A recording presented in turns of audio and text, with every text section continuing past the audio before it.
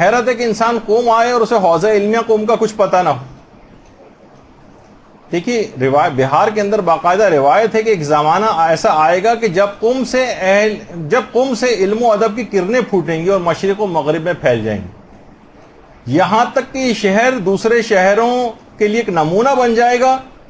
امام فرماتے ہیں اور روئے زمین پر کوئی ایسا نہ ہوگا جہاں تک قم کے علمی اور دینی فیوز نہ پہنچ سکیں، کوئی جگہ ایسی نہیں بچے گی. اور وہ وقت خدا کی حجت اور ہمارے قائم کے ظہور کا وقت ہوگا.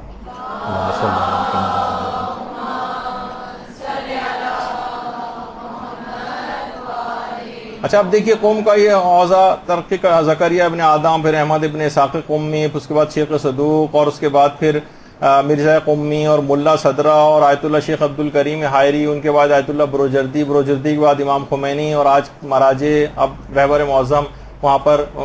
یعنی ان کے کتنے علماء اور مراجع کی زیر نگرانی قوم کا حوضہ چل رہا ہے اور کامیابی کی منزلیں طے کر رہا ہے. اور جو وہاں مدرسے ہیں باقاعدہ مدرسہ فیضیہ، اگر آپ وہ بھی دیکھیں کہ باقاعدہ انقلاب کے اندر مدرسہ فیضیہ کا کتنا بڑا کردار تھا کہ باقاعدہ اس میں 1963 میں امام خمینی نے باقاعدہ یہاں پر جو خطاب کیا تھا، ایک تاریخی خطاب جس میں شاہ کے خلاف بھی تقریر کی تھی، تو اس میں پھر اس کے بعد جب وہ باقاعدہ رات کے وقت 300 کمانڈوز امام خمینی کو گرفتار کرنے کے لیے بھیجے گئے تھے، اور جب معصومہ قوم کے حرم سے انسانوں کا ایک سمندر باہر نکل رہا تھا، اس وقت مشین گنوں کی گولیوں کے ذریعے ان کا جو ہے ان کو بھون ڈالا گیا تھا ان کو، اور باقاعدہ جنگی جہاز قوم کی طرف بھیجے گئے تھے جو ساؤنڈ بیریئرز کو توڑتے ہوئے کان پھاڑ دینے والی آوازوں میں دہشت پھیلانے کے لیے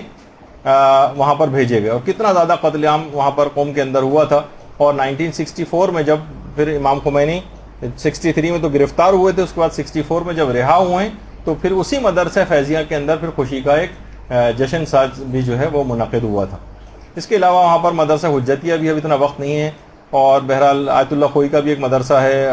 مدینۃ العلم کے نام سے. لیکن جامعۃ الزہرا خواتین کے اعتبار سے وہ بھی آپ کو پتہ چلے کہ وہاں خواتین کا بھی ایک مدرسہ ہے جامعۃ الزہرا، 20,000 کے قریب طالبات اس میں پڑھتی ہیں اور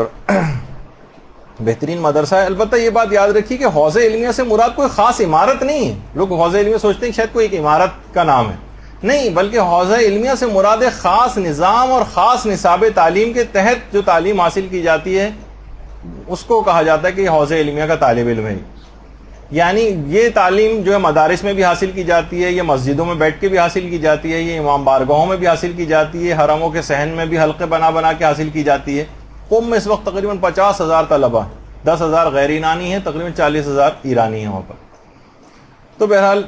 کتنے ہی زندہ مراجع جو وہاں پر قم میں اس وقت موجود ہیں ماشاءاللہ. آیت اللہ صافی گلپائگانی ہیں اور آیت اللہ وحید خراسانی ہیں، اس کے علاوہ آیت اللہ موسیٰ شبیری زنجانی ہیں، ناصر مکارم شیرازی ہیں، اس کے علاوہ آیت اللہ نوری حمدانی ہیں، اور رہبر معظم ہیں، جعفر سبحانی ہیں، اور حسن زادہ عاملی ہیں. تو کتنے ہی علماء اور مراجع کی پوری کہکشاں ہے کہ انسان جو ہے باقاعدہ اگر کوئی ممکن ہو سکے تو ان سے کسی سے ملاقات بھی کر کے دیکھے. اور کچھ ہی فاصلے پر وہاں سے قم سے شیخ صدوق اور ان کے والد کی قبریں بھی ہیں. مجھے بہت کچھ بیان کرنا تھا لیکن سب چھوڑتا ہوا آگے جانا پڑ رہا ہے مجھے، لیکن کیا کروں کہ شیخ صدوق بہرحال وقت اتنا نہیں رہا کہ شیخ صدوق وہ جن کو امام زمانہ کی دعا کے نتیجے میں جو پیدا ہوئے تھے. اللہم صلی علی محمد و علی محمد. اسی طرح سے آیت اللہ مرشی نجفی کی جو وہاں پر باقاعدہ لائبریری ہے، اسے جا کر دیکھنا چاہیے کس طریقے سے اتنی عظیم الشان لائبریری انہوں نے آیت اللہ مرشی نجفی نے وہاں پر قائم کی ہے،